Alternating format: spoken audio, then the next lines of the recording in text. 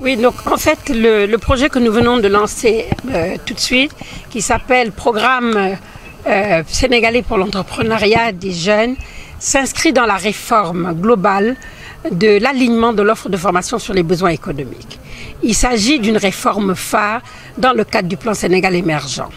Et l'objectif de ce projet, je parle de l'objectif stratégique, c'est de pouvoir développer des compétences pour la productivité et la compétitivité. Ce projet prend en charge les actifs déjà qui sont productifs, mais également, et ça c'est une de nos missions phares, l'insertion des diplômés de l'enseignement supérieur. Vous n'êtes pas sans savoir que 31% des diplômés de l'enseignement supérieur ne sont pas insérés.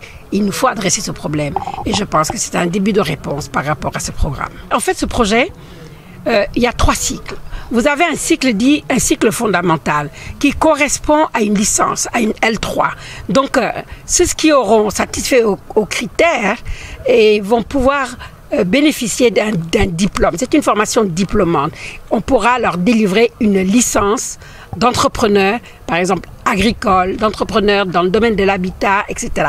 C'est la première fois en Afrique où on délivre un diplôme d'entrepreneur. Pour beaucoup d'entrepreneurs installés, ils ne sont pas passés par une formation formelle. Donc c'est la première fois. Ça, c'est le niveau fondamental. Nous avons un second niveau qui est un niveau intermédiaire qui correspond à ce qu'on appelle le Master 1. Et nous avons un niveau avancé qui correspond à un Master 2. Qu'est-ce qui a changé par rapport à ce qui se fait dans nos universités? Ce qui a changé, c'est que dans nos universités, et je suis à l'aise pour le dire puisque je suis universitaire, ce qui a changé, c'est que nous offrons, nous avons l'habitude de dire, nous vous offrons ci, ça, ça.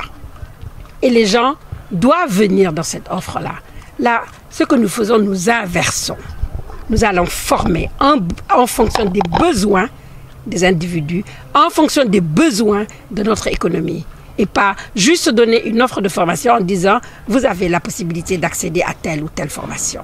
En ce qui concerne le recrutement, je pense que, je l'ai dit, nous sommes, c'est vrai, dans un contexte sénégalais particulier où les gens sont très suspicieux. Nous voulons être très, très clairs et transparents.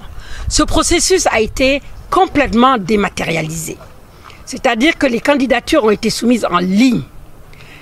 Nous avions un ranking. C'est-à-dire que les gens, à l'analyse des réponses, avaient un certain nombre de points. Nous avons sélectionné les 1500 premiers.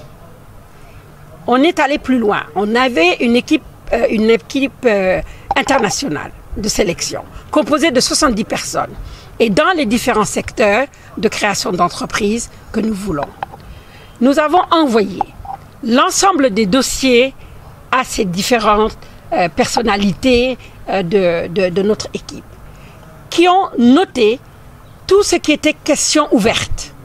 Donc, parce que les questions ouvertes, ce n'est pas comme les questions fermées où on peut dire il a 10 points ou il a 0. Là, il faut lire quel est le projet, comment il compte le mener, etc. Et là, nous avons fait un deuxième classement. Et dans ce deuxième classement, nous avons retenu 1200. Et sur les 1200 qui ont été retenus, nous avons demandé à ce qu'ils postent leurs vidéos. Il était difficile de se retrouver devant 1200 candidats et nous avons voulu supprimer tout ce qui était subjectif. Nous avons demandé aux candidats eux-mêmes de faire une vidéo de 2 à 3 minutes où ils pouvaient se présenter et présenter leur projet. Cela nous permettait d'apprécier le savoir entrepreneurial, le savoir-être. Parce que nous ne voulons pas d'entrepreneurs. Je pense que c'est une élite économique. Et quand on parle d'une élite économique, ça veut dire qu'il y a un certain savoir-être. Et ce savoir-être-là était important pour nous. Une fois qu'on avait donc terminé tout ce processus, ils ont été informés donc qu'ils pouvaient accéder à cette formation et nous leur avons demandé donc de s'inscrire par rapport à cette formation. Voilà un processus. Justement, la formation aussi importante. Peut-on savoir le coût, par exemple? Le coût de quel projet? De la formation, par exemple. Non, nous n'avons pas raisonné comme ça. Pourquoi nous n'avons pas raisonné en termes de coût de la formation? Le coût va être extrêmement élevé. Hein. Le coût va être extrêmement élevé parce que vous voyez que tous ces stages en entreprise vont nous coûter. La prise en charge des équipes pédagogiques, c'est un coût. Mais nous avons limité ces coûts en utilisant des professionnels qui sont des partenaires.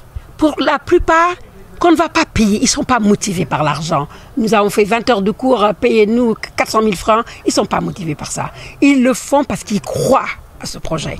Donc tout ça, si on devait capitaliser, si on devait dire, voilà le coût réel, je pense que c'est une formation qui serait horriblement chère.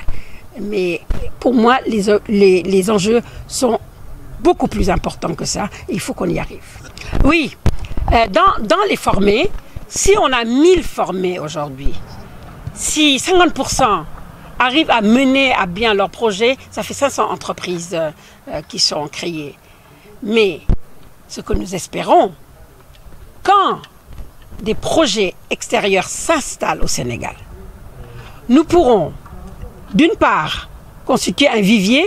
Vous savez que la loi PPP exige qu'il y ait 20% de capital au niveau du Sénégal pour que les entreprises puissent être créées.